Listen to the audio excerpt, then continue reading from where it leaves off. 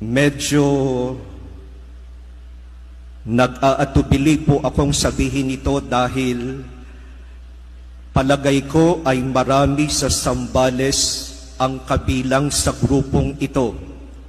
Bago ko sabihin, merong isang businessman ang bigla na lamang nakasakit ng hindi malaman ng mga doktor ang dahilan.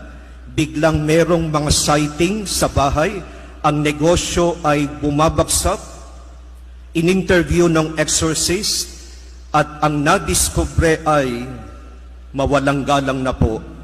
Ang businessman na ito ay mason.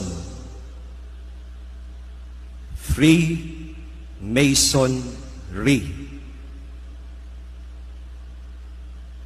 Nagmimisa po ako sa Poon Bato. Nakikita niyo doon, kapag humaliwa, andoon ang malaking building ng mga mason. Mag-ingat po tayo.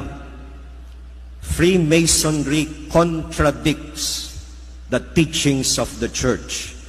Marahil ay hindi ito ipinapaalam o sinasabi, pero pag-aralan ninyo, it contradicts the teachings of the church God founded.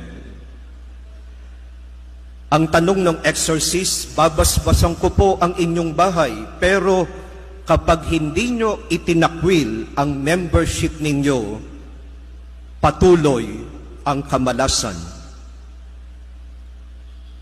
At ang sabi ng pari, sadly, hindi na daw bumalik yung tatay. At marami po ang nagsasabi, bakit ka sasama sa ganitong organisasyon? Financial gains at influence. Kailangan po tayong mamili.